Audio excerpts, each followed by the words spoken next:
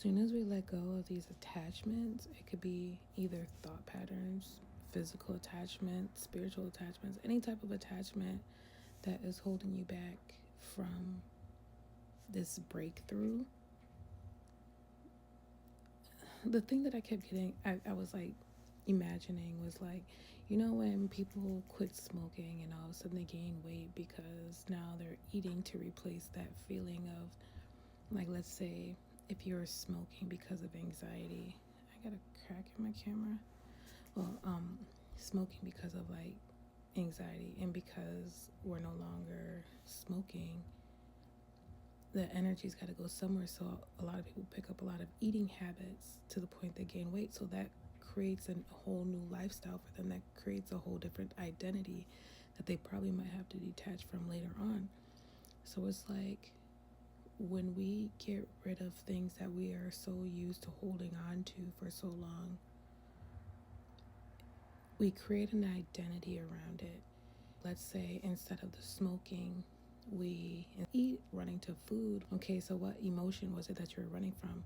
Let's say it was anxiety. So we anxiously eat, but instead of eating, because we know that that's going to be another outcome, let's say, you know what, okay, so when I have anxiety, it's just built up energy. Let's go for a walk. Let's go outside. Let's go to the gym, picking up different habits. So then once that starts becoming your habit in replacement from that toxic habit that you had, you step into a completely different identity. So you could have this identity or this identity, depending on which direction you take when it comes to soothing those emotions that you've been trying to get rid of ever since you quit. Now all of a sudden you're going to the gym, you start getting real fit and your energy skyrockets, and let's say you start getting requests, a fitness instructor, like it brings you into a completely different identity.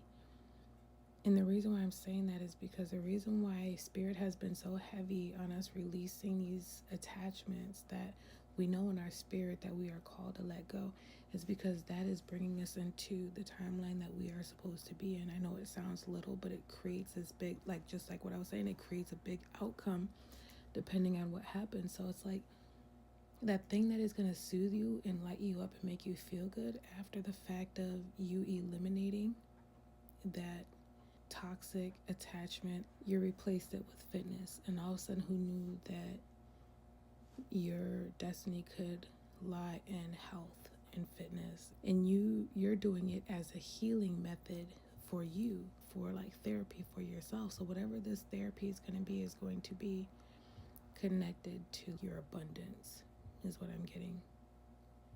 But in order to get there, you have to let the thing go. Because how will you know what to replace it with when you're still continuously doing what you're doing? Try a couple of different things. You don't have to just find one thing and it's going to stick, but something's going to like replace that same feeling. Ends up being like the key to your destiny. Because you stepped into a new identity. Versus if you were to stay on that same road of destruction, when you smoking, and all of a sudden you find out that you're sick, and then you find out you have this. It's like, which direction are you going to take? Which identity are you going to take on?